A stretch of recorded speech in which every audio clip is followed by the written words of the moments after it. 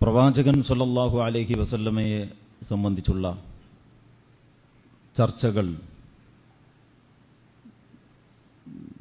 നമ്മുടെ ഇസ്ലാമിക ജീവിതത്തിൻ്റെ, ഇസ്ലാമിക പഠനത്തിൻ്റെ ഭാഗമായി സദാ നടന്നുകൊണ്ടിരിക്കുന്നതാണ്. ചില സന്ദർഭങ്ങളിൽ അത് കുറച്ചുകൂടി സജീവത പ്രാപിക്കുകയും ചെയ്യും. ഉദ്ദേശ്യം നല്ലതാണെങ്കിൽ, ദീനിൻ്റെ പൊതു ചട്ടക്കൂടിന് നിരക്കുന്നതാണ് പറയുകയും പ്രവർത്തിക്കുകയും ചെയ്യുന്നതെങ്കിൽ അതൊക്കെ നല്ല കാര്യമാണ്. ഇന്ന് ഞാൻ നിങ്ങളുടെ മുമ്പിൽ ഉന്നയിക്കാൻ പോകുന്ന വിഷയം, നമ്മളെല്ലാവരും റസൂൽ കരീം സല്ലല്ലാഹു അലൈഹി വസല്ലമയെ സംബന്ധിച്ച് നല്ല വർത്തമാനങ്ങൾ പറയുന്നുണ്ട്. നമ്മൾ പറയുന്നുണ്ട്, നമ്മുടെ സമുദായം മുഴുക്കെ പറയുന്നുണ്ട്. എഴുതുകയോ പ്രസംഗിക്കുകയോ ചെയ്യാത്തവരും അവരുടെ വ്യക്തി സംഭാഷണങ്ങളിൽ നല്ല കാര്യങ്ങൾ പറയുന്നുണ്ട്. വ്യക്തി സംഭാഷണങ്ങളിലും അങ്ങനെ നല്ല കാര്യം പ്രവാചകനെ പറ്റി പറയാത്തവരും പ്രവാചകൻ സല്ലല്ലാഹു അലൈഹി വസല്ലമയെ സംബന്ധിച്ച് അവരുടെ മനസ്സിൽ ഒരു നല്ല മതിപ്പ്, ഒരാദരവ്, ഒരു ബഹുമാനം കാത്തു സൂക്ഷിക്കുന്നുണ്ട്. ഇത്രയും നമുക്കൊക്കെ അറിയാവുന്നതും നമ്മളൊക്കെ സമ്മതിക്കുന്നതുമായ യാഥാർത്ഥ്യമാണ്. അപ്പോൾ മക്കയിലും മദീനയിലും ഉണ്ടായിരുന്ന ആളുകൾ എന്ത് നിലപാടുകാരായിരുന്നു? അതിൽ ഒരു വിഭാഗം പ്രവാചകനെ പിൻപറ്റുകയും പ്രവാചകന്റെ കൂടെ ഏതറ്റം വരെ പോകാനും സന്നദ്ധരായി അടിയുറച്ചു നിൽക്കുകയും ചെയ്തു. വേറെ ഒരു വിഭാഗം റസൂൽ കരീം സല്ലല്ലാഹു അലൈഹി വസല്ലമയുടെ ജീവിതത്തെയും സന്ദേശത്തെയും പാടെ നിരാകരിച്ചു. ഇങ്ങനെയാണ് നമ്മൾ മനസ്സിലാക്കുന്നത്. ആ മനസ്സിലാക്കൽ ശരിയാണ് ചരിത്രപരമായി. അത് ശരിയാകുന്നതിന് മുമ്പ് ഉള്ള ഒരവസ്ഥയുണ്ട്. എന്ന് പറഞ്ഞാൽ റസൂൽ കരീം സല്ലല്ലാഹു അലൈഹി വസല്ലമ അൽ അമീനാണ്, വിശ്വസ്തനാണ്. ഇതാര് പറഞ്ഞതാ? ഇത് സ്വഹാബിമാർ പറഞ്ഞതല്ല. നബി സല്ലല്ലാഹു അലൈഹി വസല്ലമക്ക് അൽ അമീൻ എന്ന ഒരു അപരനാമം നുബുവത്തിന് ശേഷം ലഭിച്ചതല്ല.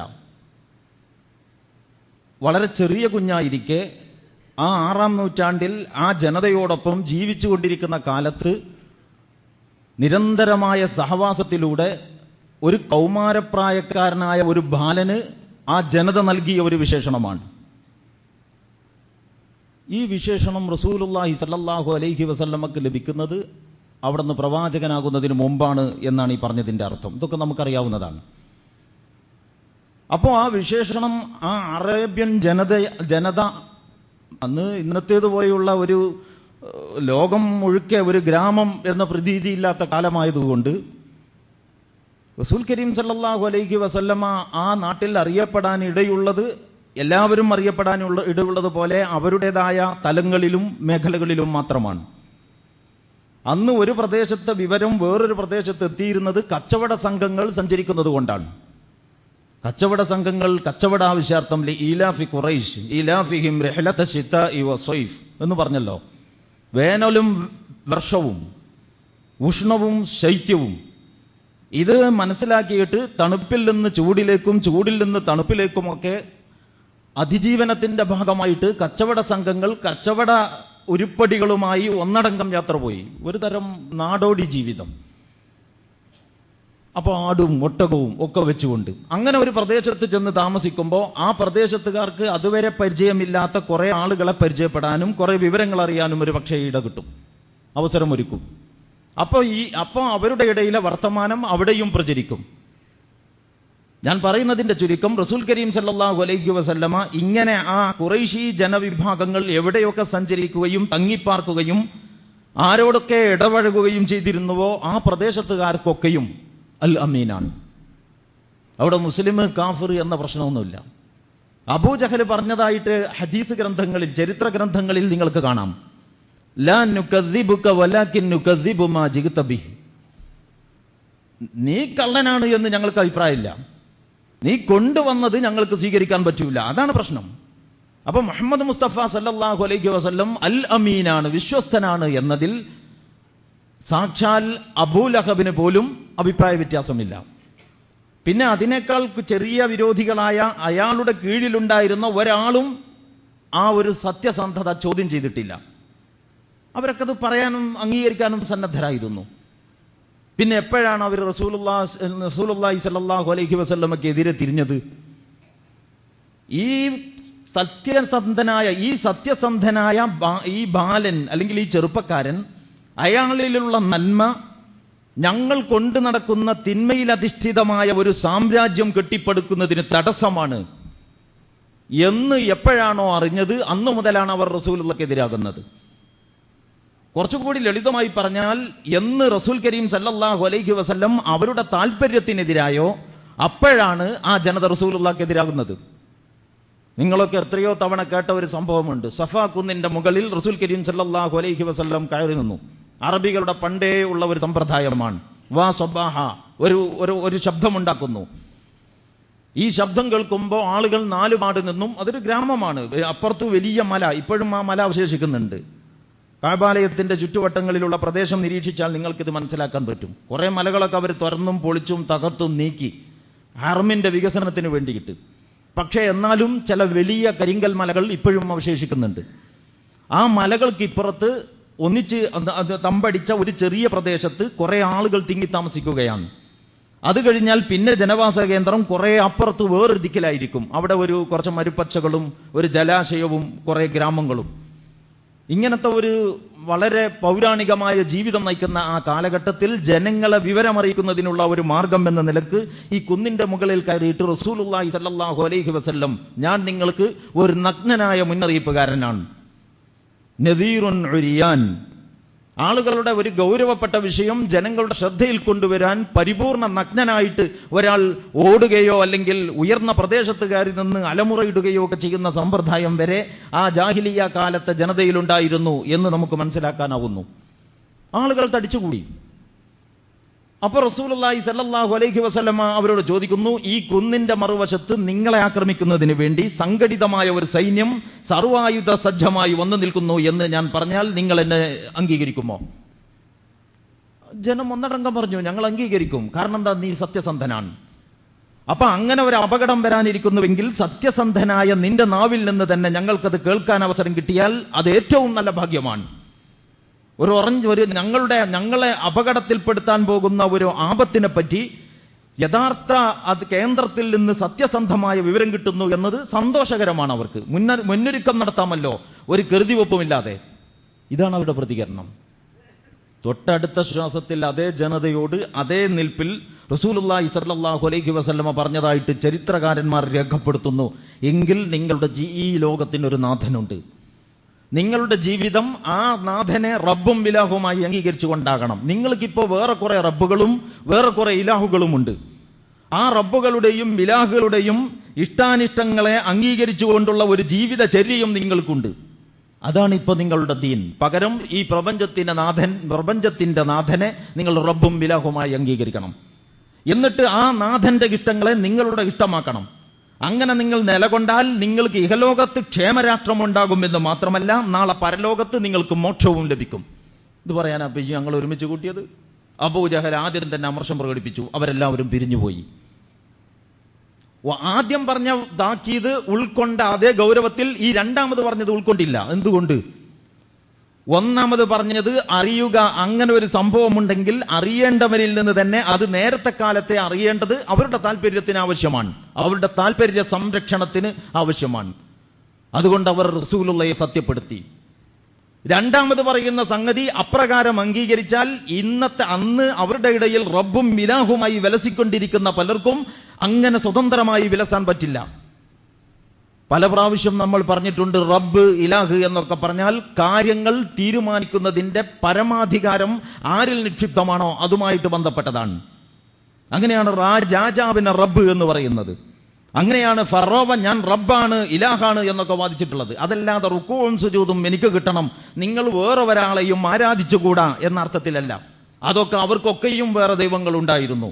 നമ്രൂദിനും ഫറോവക്കുമൊക്കെ വേറെ ദൈവങ്ങളിൽ വിശ്വാസമുണ്ടായിരുന്നു എന്നാണ് ചരിത്രപരമായി പരിശോധിച്ചാൽ കാണാൻ കഴിയുന്നത്.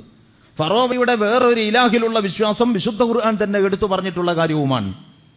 അപ്പം ഞാൻ പറഞ്ഞു വരുന്ന വിഷയം, ആ ജനതയെ സംബന്ധിച്ചിടത്തോളം അവരുറച്ചു മനസ്സിലാക്കുന്നു, ഈ റസൂൽ കരീം സല്ലല്ലാഹു അലൈഹി വസല്ലമ കൊണ്ടുവരുന്ന പദ്ധതി ഞങ്ങളുടെ താല്പര്യത്തിനെതിരാണ്.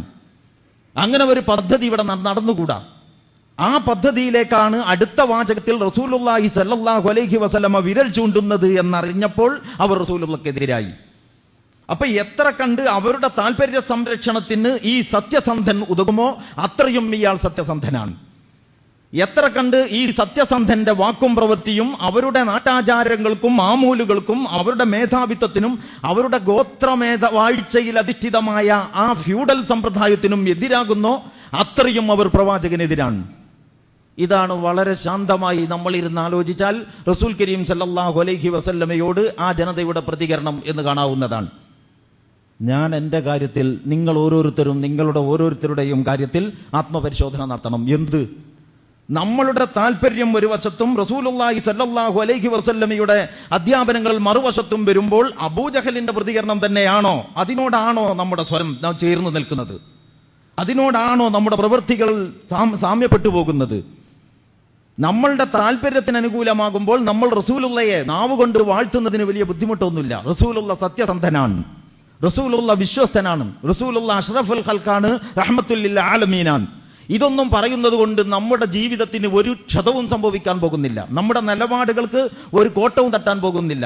നമ്മുടെ സാമ്പത്തിക വരുമാനം സ്വീകരിക്കുന്നതിനുള്ള വഴികൾക്കോ അത് ചെലവഴിക്കുന്നതിന് നമ്മൾ കാണിക്കുന്ന തന്നിഷ്ടങ്ങൾക്കോ ഒരു നിയന്ത്രണവും വരാൻ പോകുന്നില്ല. പകരം അതെല്ലാം അള്ളാഹുവിന്റെ പ്രീതി എന്ന ഒരു ബിന്ദുവിൽ ഞാൻ കേന്ദ്രീകരിക്കേണ്ടതുണ്ട്. എൻ്റെ ഇഷ്ടം എന്ന് പറയുന്നത് ഈ ജീവിതത്തിൽ ഞാൻ അങ്ങനെ പരിഗണിക്കേണ്ട ഒന്നല്ല. എൻ്റെ നാഥന്റെ ഇഷ്ടമാണ് പ്രധാനം. അവന്റെ പ്രീതിയിൽ അധിഷ്ഠിതമായ ഒരു സാമൂഹിക ക്രമം ഉണ്ടാക്കുകയാണ് വേണ്ടത്. ഇവിടെ അബൂജഹലും ഉത്ബത്തും ഷൈബത്തുമൊക്കെ നാടുവാഴികളായി, ചോദ്യം ചെയ്യപ്പെടാത്ത നേതാക്കന്മാരായി, അനുയായികളായി അവരുടെ കീഴിൽ ഞങ്ങൾ നിന്നുകൊടുക്കുന്ന ഈ അവസ്ഥയിൽ നിന്ന് ഞങ്ങളുടെ നാടിനൊരു മാറ്റം ഉണ്ടാകണം എന്ന് അബൂബക്കർ സിദ്ദീഖ് റളിയല്ലാഹു അൻഹു ആഗ്രഹിച്ചപ്പോൾ അബൂബക്കർ സിദ്ദീഖ് റളിയല്ലാഹു അൻഹു മുഹമ്മദ് മുസ്തഫ സല്ലല്ലാഹു അലൈഹി വസല്ലമയുടെ ഒന്നാമത്തെ അനുയായി ആവുകയാണ്. അങ്ങനെ ഒരു പദ്ധതി ഇവിടെ നടന്നുകൂടാ. അങ്ങനെ ഒരു പദ്ധതി ഇവിടെ നടന്നാൽ ഞങ്ങളുടെ ചവിട്ടിനടിയിൽ നിന്ന് മണ്ണൊഴുകി പോകും എന്ന് അബൂജഹൽ ഭയന്നപ്പോൾ അയാൾ പ്രവാചകന്റെ ഒന്നാമത്തെ പ്രതിയോഗിയാവുകയാണ്. അപ്പൊ താല്പര്യങ്ങളുമായിട്ട് ഏറ്റുമുട്ടുമ്പോൾ റസൂലുള്ളയെ നമ്മൾ എവിടെ പരിഗണിക്കുന്നു? ചെറിയ ചെറിയ കാര്യങ്ങൾ മുതൽ വലിയ വലിയ കാര്യങ്ങൾ വരെ ഇത് നമ്മൾ ഓരോരുത്തരും ആത്മപരിശോധന നടത്തേണ്ട വിഷയമാണ്. അങ്ങനെ ആത്മപരിശോധന നടത്തുന്നത് നമ്മൾ വേറെ ആരെയും തോൽപ്പിക്കാൻ വേണ്ടിയല്ല, പിന്നെയോ നമ്മളുടെ പരലോകം ഉറപ്പിക്കുന്നതിന് അങ്ങനത്തെ ഒരു പരിശോധന വളരെ പ്രധാനപ്പെട്ടതാണ്. അള്ളാഹുവും റസൂലും നമ്മളോട് കൽപ്പിച്ചുകൊണ്ടിരിക്കുന്ന കുറെ കാര്യങ്ങൾ. ഇന്നിപ്പോൾ റസൂലുള്ള നമ്മുടെ കൂടെ ഉണ്ട് എന്ന് വിചാരിക്കുക. റസൂലുള്ളാഹി സല്ലല്ലാഹു അലൈഹി വസല്ലം ഇന്ന് നമ്മുടെ കൂടെയാണ് ജീവിക്കുന്നതെങ്കിൽ ആ റസൂലുള്ളാഹി സല്ലല്ലാഹു അലൈഹി വസല്ലം വിളിക്കുന്നിടത്തേക്കൊക്കെ ചെല്ലാൻ നമുക്ക് സമയമുണ്ടാകുമായിരുന്നോ? വിളിക്കുന്നിടത്തേക്കൊക്കെ പോകാൻ നമ്മളുടെ പദ്ധതിയും പരിപാടിയും അനുവദിക്കുമായിരുന്നോ? ആവശ്യപ്പെടുന്നതൊക്കെയും ശിരസാ വഹിക്കാൻ നമുക്ക് സന്നദ്ധതയും സമയവും ഉണ്ടാകുമായിരുന്നോ? ആലോചിച്ച് നോക്കേണ്ടതാണ്. എന്തൊക്കെ കമ്മിറ്റ്മെന്റുകളാണ്, എന്തൊക്കെ എൻഗേജ്മെന്റുകളാണ്, എന്തൊക്കെ ഏർപ്പാടുകളാണ് ഇസ്ലാം മുസ്ലിം എന്ന ചട്ടക്കൂടിന്റെ കൂടെ നമ്മൾ ഓരോരുത്തരും കൊണ്ടു നടക്കുന്നത്. ഇത് വളരെ അപകടം പിടിച്ച ഒരു ആലോചനയാണ്. അങ്ങനെ ഒരു ആലോചനയും ഇതുപോലെയുള്ള ഒരു സന്ദർഭത്തിൽ ഓരോ സത്യവിശ്വാസിയും നടത്തേണ്ടതുണ്ട്, ഓരോ സത്യവിശ്വാസിനിയും നടത്തേണ്ടതുണ്ട്. നമ്മളുടെ ജീവിതശീലങ്ങൾ മുതൽ വേഷം, വസ്ത്രം, നമ്മളുടെ ദിനചര്യകളിലുള്ള ചെറിയ ചെറിയ കാര്യങ്ങൾ മുതൽ വലിയ കാര്യങ്ങൾ വരെ അള്ളാഹുവും റസൂലും പഠിപ്പിച്ച രീതിയിലുള്ള ഒരു ജീവിതമാണോ നമ്മൾ നയിക്കുന്നത്? ഇത് പറയുമ്പോൾ ഒരു വശവും കൂടി പ്രത്യേകം വ്യക്തമാക്കുവാൻ ഞാൻ ഉദ്ദേശിക്കുകയാണ്. നമ്മൾ കുറേ ആദാത്തുകളുണ്ട് റസൂലുള്ളയെ പിൻപറ്റുക എന്ന് പറഞ്ഞിട്ട് വലിയ മുതൽ മുടക്കൊന്നുമില്ലാതെ ആർക്കും പിൻപറ്റാൻ പറ്റിയ ചില സമ്പ്രദായങ്ങളും പ്രവാചകചര്യയുടെ പിൻപറ്റലുമുണ്ട്. അതിന് നമ്മൾ അതുപോലെ നമസ്കാരം തുടങ്ങിയ സൽക്കർമ്മങ്ങളുണ്ട്. ഇത് മാത്രമാണ് ഇങ്ങനെ ഇത് പിൻപറ്റി ഞാൻ ജീവിച്ചാൽ ഞാൻ റസൂലുള്ളയുടെ ആളാണ്. കഴിച്ച് ബാക്കി എൻ്റെ ജീവിതത്തിൽ ഞാൻ എന്ത് ചെയ്യുന്നു എന്നത് റസൂലുള്ള ഒരു വിഷയമാക്കിയിട്ടില്ല. പിന്നെ നിങ്ങൾ എന്തിന് വിഷയമാക്കണം? ഇങ്ങനെ ചിന്തിക്കുന്ന സഹോദരന്മാരെ ആയിരക്കണക്കിന് മുസ്ലിം സമൂഹത്തിൽ നിങ്ങൾക്ക് കാണാം. അതായത് ഞങ്ങൾ മതം അനുഷ്ഠിക്കുന്നുണ്ട്, റസൂലുള്ള മതം പഠിപ്പിച്ച ആളാണല്ലോ, ഞങ്ങൾ മതം അനുഷ്ഠിക്കുന്നുണ്ട്, മതപരമായ ആചാരങ്ങൾ മുഴുക്കെ ഞങ്ങൾ ശീലിക്കുന്നുണ്ട്. അവിടെ നിന്ന് ഇഷ്ടപ്പെട്ടതൊക്കെയും ഞങ്ങൾ ഇഷ്ടപ്പെടുകയും അവിടെ നിന്ന് വെറുത്തതിനെയൊക്കെയും ഞങ്ങൾ വെറുക്കുകയും ചെയ്യുന്നുണ്ട്. അങ്ങനെയാണല്ലോ ഞങ്ങളൊരു മതസമൂഹമായത്. കഴിച്ച് ബാക്കി ഇതിനൊരു സാമൂഹ്യ പ്രസ്ഥാനത്തിന്റെ സ്വഭാവത്തിലേക്ക് കൊണ്ടുവന്ന് അതൊരു പദ്ധതിയും പരിപാടിയുമാക്കി റസൂലുള്ള അറേബ്യയിൽ 6-ാം നൂറ്റാണ്ടിൽ ഉണ്ടാക്കിയതുപോലെയുള്ള ഒരു സാമൂഹിക ക്രമത്തിന് വേണ്ടി ഇവിടെ ശാരീരികവും സാമ്പത്തികവും മറ്റുമായി അധ്വാനിക്കണം എന്നൊക്കെ എന്തിനു പറയണം? ഇങ്ങനെ ചിന്തിക്കുന്ന ആളുകളെ നിങ്ങൾക്ക് കാണാം. ഞാൻ നിങ്ങൾക്കൊരു ഖുർആൻ ആയത്ത് പരിചയപ്പെടുത്താം എന്ന് പറയുന്നത് ആ കുറേ ആളുകൾക്ക് അതിൽ പരിചയമുള്ള ആയത്ത് തന്നെയാണ് സൂറത്തു തൗബയിൽ. പക്ഷേ അങ്ങനെ ഗൗരവത്തിൽ ആ ആയത്തിനെ കുറിച്ച് നമ്മൾ ചിന്തിച്ചിരിക്കില്ല. അല്ലാഹു സുബ്ഹാനഹു വ തആല പറയാൻ സൂറത്തു തൗബയുടെ ഏതാണ്ട് അവസാന ഭാഗത്ത് നിങ്ങൾക്ക് കാണാം, മാ കാന ലി അഹ്ലിൽ മദീനത്തി വമൻ ഹൗലഹും മിനൽ അഅറാബ് അൻ യതഖല്ലഫു അൻ റസൂലില്ലാഹി വലാ യർഗബു ബി അൻഫുസിഹിം അൻ നഫ്സിഹി ذلك بأنهم لا يصيبهم ظمأ ولا نصب ولا مخمصة في سبيل الله ولا يطعون موطئا يغيظ الكفار ولا ينالون من عدو نيلا إلا كتب لهم به عمل صالح إن الله لا يضيع أجر المحسنين. എന്താണ് ആയത്തിന്റെ അർത്ഥം? മാകാന ലി അഹ്ലിൽ മദീന, മദീനക്കാർക്ക് ഭൂഷണമല്ല. അല്ലാഹു സുബ്ഹാനഹു വ തആല പറയൻ മദീനക്കാർക്ക് ഭൂഷണമല്ല, മദീനക്കാർക്ക് ഭൂഷണമല്ല. വമൻ ഹൗലഹും മിനൽ അഅറാബ്, അതിന്റെ ചുറ്റുവട്ടത്തുള്ള അഅറാബികളായ ആളുകൾക്കും ചേർന്നതല്ല. അവർക്കൊന്നും അത് അത്ര ഗുണകരമല്ല, അല്ലെങ്കിൽ ഭൂഷണമല്ല. എന്ത്? അൻ യതഖല്ലഫു അൻ റസൂലില്ലാ, റസൂലുള്ളാഹി സ്വല്ലല്ലാഹു അലൈഹി വസല്ലമയിൽ നിന്ന് ഒരല്പം പിന്തി സഞ്ചരിക്കാം. റസൂലുള്ള ഇങ്ങനെ ഓരോ കാര്യത്തിലേക്കും വിളിക്കുമ്പോൾ അങ്ങനെ വിളിക്കുന്നതിലൊക്കെ കൂടി ഒന്നും ചെന്ന് കൊടുക്കണ്ട. അത് നിസ്കരിക്കാൻ പറഞ്ഞിട്ടുണ്ടല്ലോ, നിസ്കരിക്കാം. ഖുർആൻ നമുക്ക് തന്നിട്ടുണ്ട്, അല്ലെങ്കിൽ നമ്മളെ പഠിപ്പിച്ചിട്ടുണ്ട്, നമുക്ക് ഖുർആൻ ഓതാം, നോമ്പ് പിടിക്കാം, അങ്ങനെ ഇബാദത്തുകളൊക്കെ ഉണ്ടല്ലോ, അതൊക്കെ നമുക്ക് ചെയ്യാം, കുഴപ്പമൊന്നുമില്ല.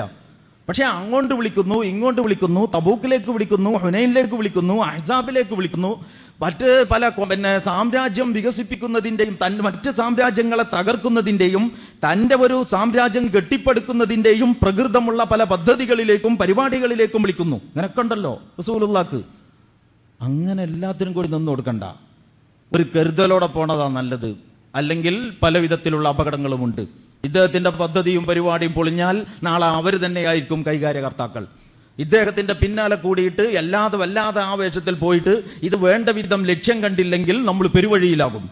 ഇങ്ങനെയൊക്കെ ചിന്തിച്ച ആളുകളുണ്ട്. അതിനെപ്പറ്റിയാണ് അള്ളാഹു പറയുന്നത്, മാ കാന ലി അഹ്ലിൽ മദീനത്തി വമൻ ഹൗലഹും മിനൽ അഅറാബി അൻ യതഖല്ലഫു അൻ റസൂലില്ലാഹി വലാ യർഗബു ബി അൻഫുസിഹിം അൻ നഫ്സിഹി. ഒന്നുകിൽ റസൂലുള്ളാഹി സ്വല്ലല്ലാഹു അലൈഹി വസല്ലമ മുന്നോട്ട് വെക്കുന്ന പദ്ധതികളോടും പരിപാടികളോടും ഒക്കെ ഒരു അകലം സൂക്ഷിക്കുക. അതല്ലെങ്കിൽ റസൂലുള്ളാഹി സ്വല്ലല്ലാഹു അലൈഹി വസല്ലമയോട് തന്നെ മനസ്സാ ഒരു വിരക്തി വെച്ച് പുലർത്തുക. അനുസരിക്കുന്നൊക്കെ ഉണ്ട്, എല്ലാവരും കൂടെ കൂടിയപ്പോൾ നമ്മളും കൂടെ കൂടിയിട്ടുണ്ട്. പക്ഷേ അങ്ങനെ ആത്മാർത്ഥമായിട്ട് റസൂലുള്ളയെ അംഗീകരിച്ചിട്ടില്ല. ഇങ്ങനത്തെ ധാരാളം ആളുകൾ ആ മദീനയിലും മക്കയിലും റസൂലുള്ളയുടെ അനുചരന്മാരായിട്ടുണ്ടായിരുന്നു എന്ന് ചരിത്രം രേഖപ്പെടുത്തുന്നു. നിങ്ങൾ സൂറത്തുൽ മുനാഫിഖൂൻ പോലെയുള്ള അധ്യായങ്ങൾ എടുത്ത് വായിച്ചു നോക്കൂ, അത്ഭുതപ്പെട്ടു പോകും. വഹി ഇങ്ങനെ ഇറങ്ങിയിട്ട് റസൂലുള്ളയുടെ നെറ്റിത്തടം വിയർക്കുന്നത് ചുറ്റിലുമിരുന്ന് കണ്ടുകൊണ്ടിരിക്കുന്ന ജനതയിൽ ഇത്രയും കപടന്മാരുണ്ടായി. എന്നിട്ടൊരു അധ്യായം തന്നെ അള്ളാഹു അതിനു വേണ്ടി വിനിയോഗിച്ചു. അതുമാത്രമല്ല, അവരുടെ കഥ വേറെയും ധാരാളം ഇടങ്ങളിൽ പറഞ്ഞു. അപ്പൊ അവരെ പദ്ധതി എന്താ? മൊത്തത്തിൽ ഇപ്പൊ റസൂൽ ഇതിങ്ങനെ ഒരു ട്രെൻഡാണ്, അപ്പൊ ഈ ട്രെൻഡിന് നമ്മൾ എതിരാകണ്ട. പക്ഷേ ഒരു കരുതി വെപ്പില്ലാതെ ഈ പദ്ധതികളിലേക്കും പരിപാടികളിലേക്കും ചാടി വീഴണ്ട, ഒരകലം സൂക്ഷിക്കുന്നത് നല്ലതാണ്.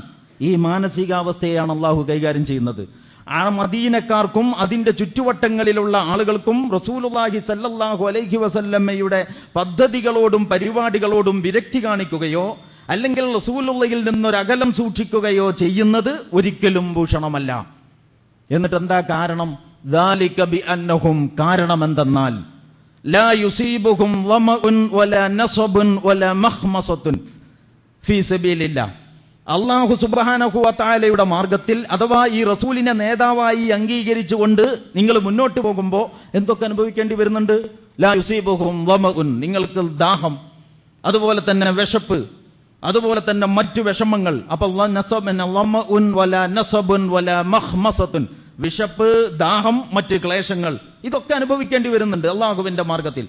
അല്ലാഹു സുബ്ഹാനഹു വ തആല പറയാണ്, നിങ്ങൾ ആ പ്രവാചകന്റെ കൂടെ നിന്നുകൊണ്ട് അനുഭവിക്കുന്ന വിശപ്പ്, ദാഹം, മറ്റു പ്രയാസങ്ങൾ, അതുപോലെ തന്നെ വലാ യതഊന മൗതികൻ യഗീലുൽ കുഫാർ, നിഷേധികൾ പ്രകോപിതരാകാവുന്ന ഇടങ്ങളിലെ നിങ്ങളുടെ സാന്നിധ്യം. ആ പ്രയോഗം വളരെ ശ്രദ്ധിക്കേണ്ടതാണ്. നിഷേധികൾ പ്രകോപിതരാകാവുന്ന ഇടങ്ങളിലെ നിങ്ങളുടെ സാന്നിധ്യം എന്ന് പറഞ്ഞാൽ, ഒരു സ്ഥലത്ത് മുസ്ലിങ്ങൾ ഒരു സംഘടിത സമൂഹമായി ജീവിക്കുകയാണ്. അവർ മുമ്പ് മറ്റു പലതിലും പലരെയും ആശ്രയിച്ചാണ് കഴിഞ്ഞിരുന്നത്. പിന്നെ ഇങ്ങനെ ഓരോന്നോരോന്ന് അവർ സ്വന്തമായി ആവിഷ്കരിച്ചു. അങ്ങനെ അവർക്ക് അവരുടേതായ ഒരു സംവിധാനങ്ങൾ ഓരോന്നോരോന്ന് രൂപപ്പെടുമ്പോഴും നമ്മളുടെ ഇസ്ലാമിന്റെ പ്രതിയോഗികൾക്ക് അത് പ്രകോപനമുണ്ടാക്കും. അവർക്ക് നല്ല വൃത്തിയുള്ള ഓരോ മേഖലയിലും അവർക്ക് വൃത്തിയുള്ള സംവിധാനങ്ങളുണ്ട്. നിങ്ങൾ നിലവാരമുള്ള വിദ്യാഭ്യാസ സ്ഥാപനങ്ങൾ നടത്തിയാൽ, നിങ്ങൾ ഇസ്ലാമിനെ പ്രതിനിധീകരിക്കുന്ന ഒരു സംഘം നിലവാരമുള്ള വിദ്യാഭ്യാസ സ്ഥാപനം നടത്തിയാൽ, നിലവാരമുള്ള ഒരു പത്രം പ്രസിദ്ധീകരിച്ചാൽ, സാധ്യമാകുന്നിടത്തോളം സമൂഹത്തിൽ നന്മയുണ്ടാക്കണം എന്ന് ഉദ്ദേശിച്ചുകൊണ്ട് വേറെതെങ്കിലും ഒരു മേഖലയിലേക്ക് നിങ്ങൾ കാലെടുത്ത് വെച്ചാൽ, ഈ രാഷ്ട്രീയത്തിലെ ഈ വഴിവിട്ട പോക്കുകൾക്ക് ഒരു അറുതി വരുത്തണം എന്ന് കരുതിക്കൊണ്ട് രാഷ്ട്രീയത്തിൽ തന്നെ നിങ്ങൾ ഇടപെടാൻ തീരുമാനിച്ചാൽ, നിങ്ങളുടെ ഓരോ കാൽവെപ്പ് മുന്നോട്ട് പോകുമ്പോഴും പ്രതിയോഗികൾക്ക് വെറുപ്പുണ്ടാകും. അതാണ് അള്ളാഹു പറയുന്നത്, വലാ യതഊന മൗതികൻ യഗീലുൽ കുഫാർ, നിഷേധികൾ പ്രകോപിതരാകാവുന്ന ഇടങ്ങളിലെ നിങ്ങളുടെ സാന്നിധ്യം. വലാ യമീലൂന മിൻ അദുവിൻ നൈലൻ, ശത്രുവിന്റെ മേൽ നിങ്ങൾ നേടുന്ന വിജയം. സാമ്പത്തികമോ സാങ്കേതികമോ ബുദ്ധിപരമോ സൈനികമോ ആയിട്ട് ശത്രുവിന്റെ മേൽ നിങ്ങൾ നേടുന്ന വിജയം. എന്തൊക്കെ അല്ലാഹു സുബ്ഹാനഹു വ തആല എണ്ണി പറഞ്ഞത്. ഇത് മുഴുവനും എണ്ണി പറഞ്ഞ ശേഷം അല്ലാഹു പറയുന്നു, ഇല്ലാ കുതിബ ലഹും ബിഹി അമലുൻ സാലിഹ്, അതെല്ലാം സൽക്കർമ്മമായിട്ട് രേഖപ്പെടുത്തപ്പെടും. അമലുൻ സാലിഹ് എന്നാണ് അള്ളാഹ് പ്രയോഗിച്ചത്. അമൽ സാലിഹ് നമുക്ക് പണ്ടേ അറിയാം. നമ്മൾ മദ്രസയിലൊക്കെ ദീനിയാത്തും അമലിയാത്തും പഠിച്ചവരാണ്.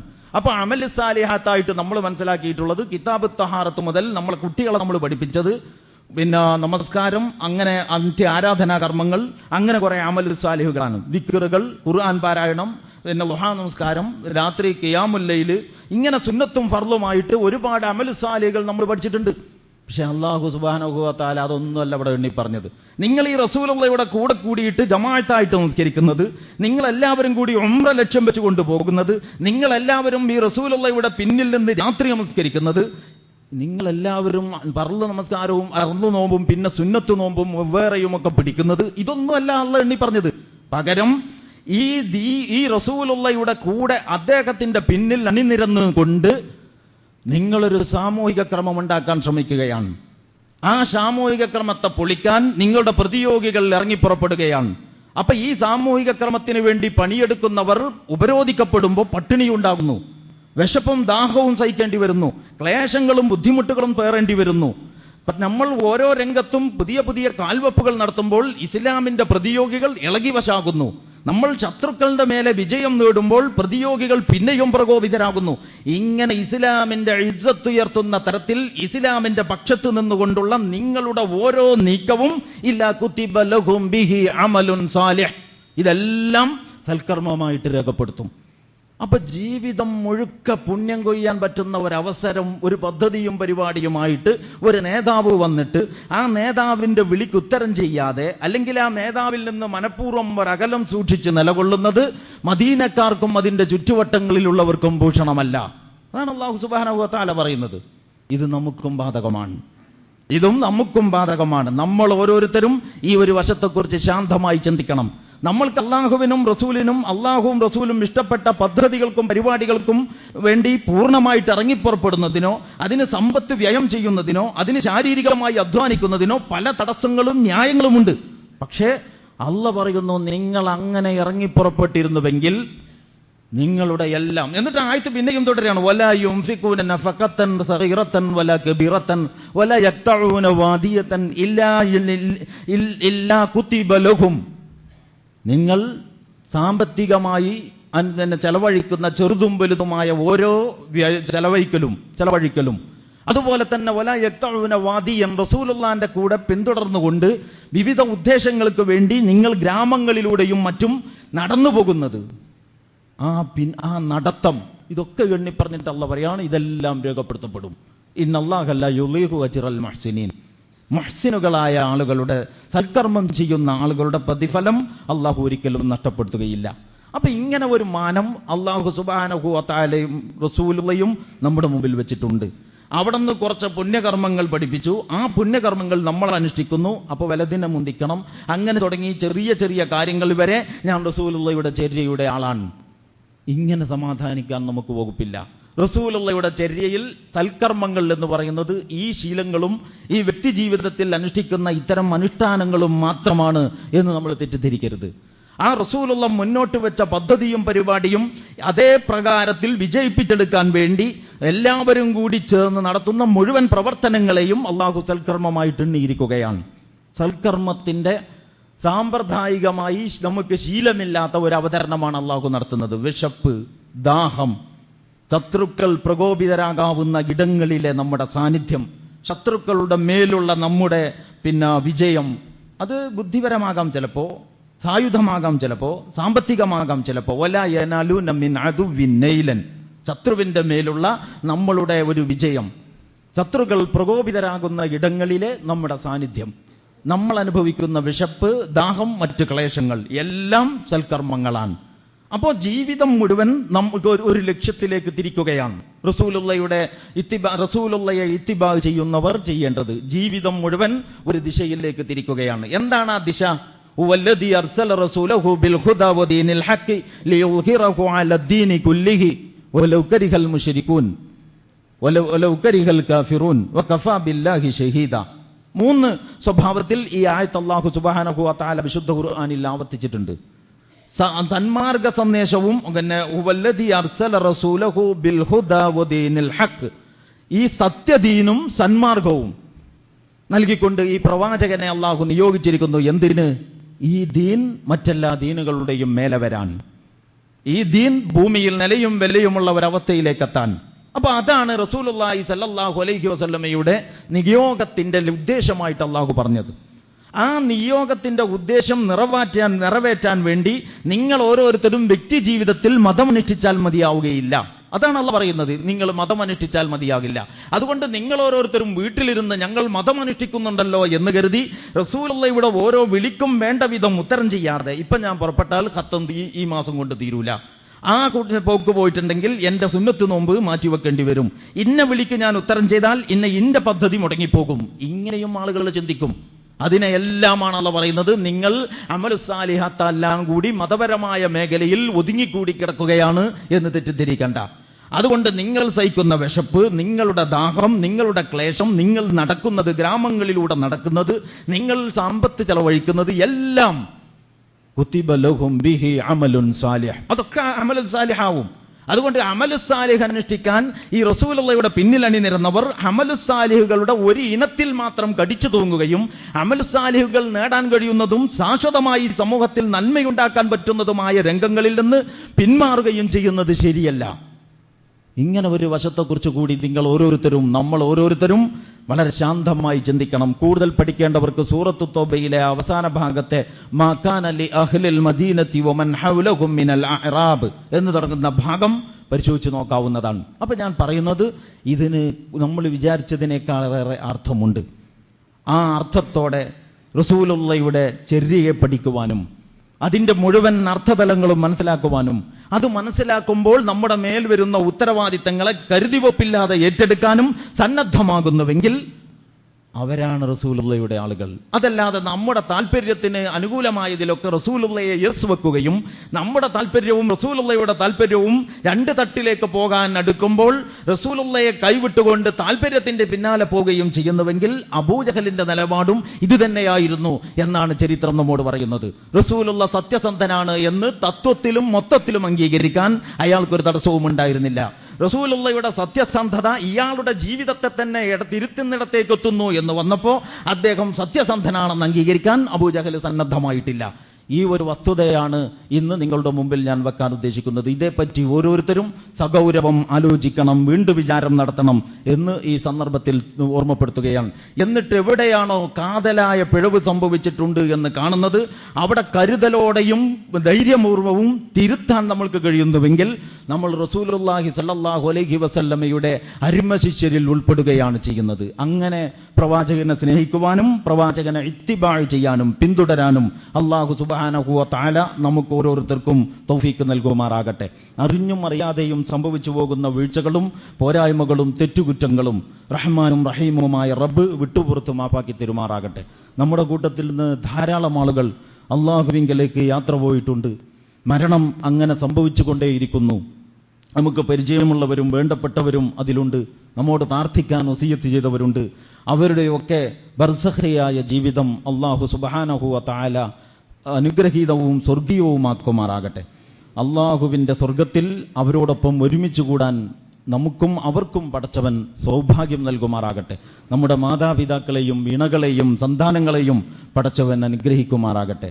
നമ്മുടെയും നമ്മോട് പ്രാർത്ഥിക്കാൻ വസിയത്ത് ചെയ്തവരുടെയും എല്ലാ നല്ല മുറാദുകളും പടച്ചവൻ ഹാസിലാക്കി തരുമാറാകട്ടെ. അഖൂലു ഖൗലി ഹാദാ വസ്തഗ്ഫിറുല്ലാഹ ലി വലക്കും വലി ജമീഇൽ മുസ്ലിമീന വൽ മുസ്ലിമാത്ത് ഫസ്തഗ്ഫിറുഹു ഇന്നഹു ഹുവൽ ഗഫൂറുർ റഹീം.